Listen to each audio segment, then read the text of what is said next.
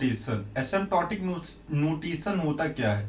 यह एक एक्सप्रेशन है जिसके थ्रू एल्गोरिदम की कॉम्प्लेक्सिटी को रिप्रेजेंट करते हैं। यदि आपका कोई एल्गोरिदम है या कोई प्रोग्राम है यहाँ पास, और इसमें लिखा हुआ है हेलो वर्ल्ड को प्रिंट करना है, तो इसमें हेलो वर्ल्ड को प्रिंट करने के लिए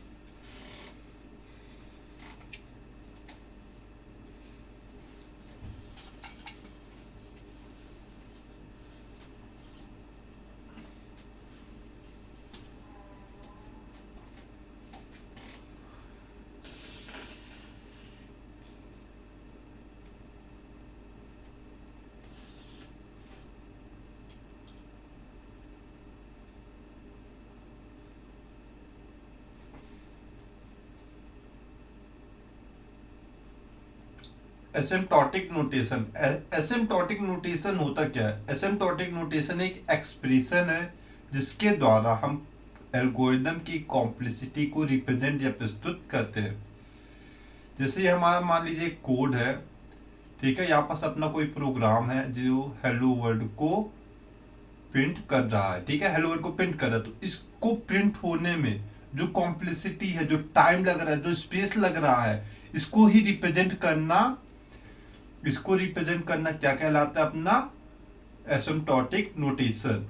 और जब भी आप किसी भी एल्गोरिथम या की प्रोग्राम की टाइम कॉम्प्लेक्सिटी को रिप्रेजेंट करेंगे तो उसमें होगा एक बेटर केस, एक होगा वर्स्ट केस। वर्स्ट केस यानी गंदा, और बेटर यानी अच्छा। अच्छे केस में टाइम बहुत कम लग रहा होगा, लेस टाइम लग रहा होगा, और वर्स्ट केस में टाइम बहुत हाई लग रहा होगा या मोर टाइम लग रहा होगा।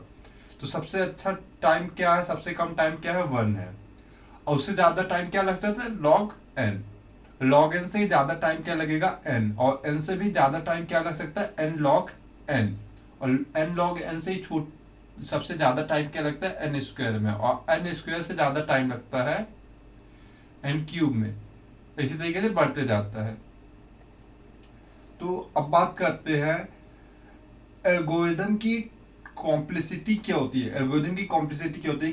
यदि कोई फंक्शन जब प्रोग्राम है तो हम उसमें कोई डेटा को इनपुट कर रहे हैं तो वह डेटा प्रोसेस होगा, और जब वो डेटा प्रोसेस होगा तो उसमें हमारा टाइम और स्पेस तो लगेगा। मेमोरी में कोई स्पेस ले रहा होगा, उसको एग्जीक्यूट करने में कोई टाइम लग रहा होगा।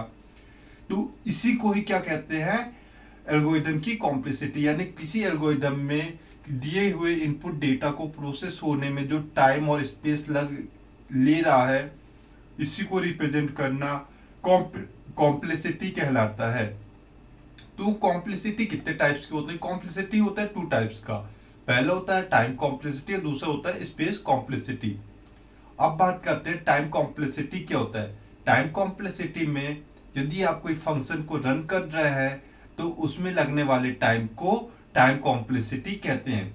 और जब आप किसी फंक्शन को रन कर रहे होंगे तो इसमें 3 केस होते हैं। पहला होता है सबसे बेटर केस। बेटर केस में क्या होता है? एग्जीक्यूशन टाइम सबसे कम लग रहा होता है।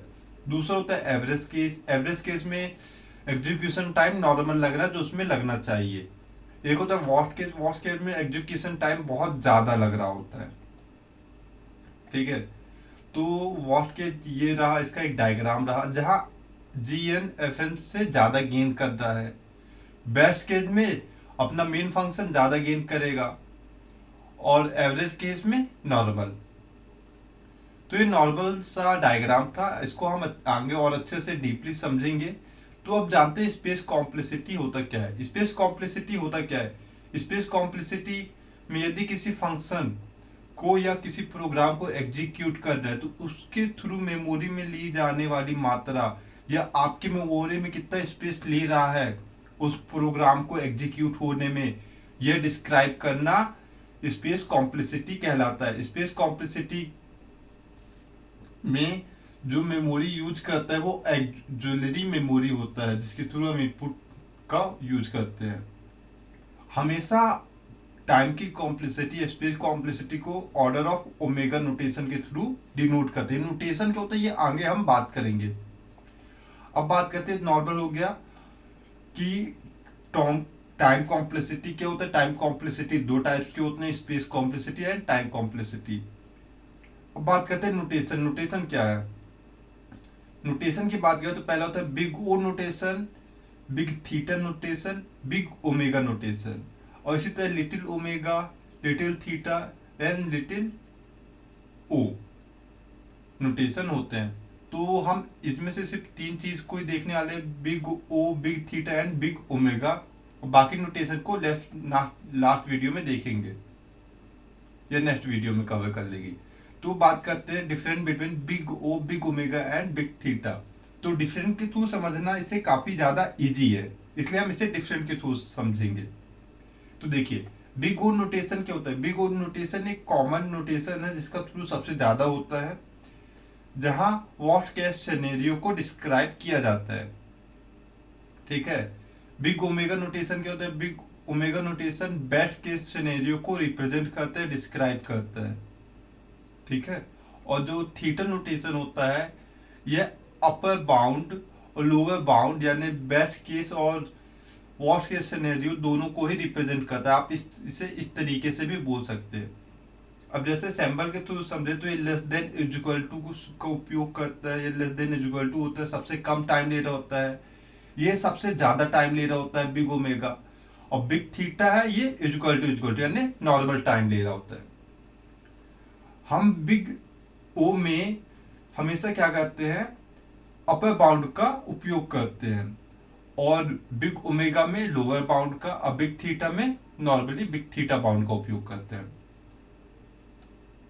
यदि इसके एग्जाम्पल की बात करें या सैम्पल एग्जाम्पल की बात करें तो एग्जाम्पल में आ जाता है। देखिए Fn इक्वल टू 3n+2, जहां Gn हो रहा होगा n, और यहाँ भी वही एग्जाम्पल आ जाएगा, यहाँ भी वही एग्जाम्पल आ जाएगा, जिसका यदि हम टाइम कॉम्प्लेक्सिटी निकालेंगे जो यहाँ पास निकाला हुआ है तो इसका बिग ओमेगा का बिग ओ का टाइम कॉम्प्लेक्सिटी आ जाएगा Fn+2 equal to order of n, यहाँ ओमेगा ऑफ एन, यहाँ पर थीटा ऑफ एन आ जाएगा। ये इसकी टाइम कॉम्प्लेक्सिटी हो जाएगी जो इसको एग्जीक्यूट जो सॉल्व करने में लग रही है।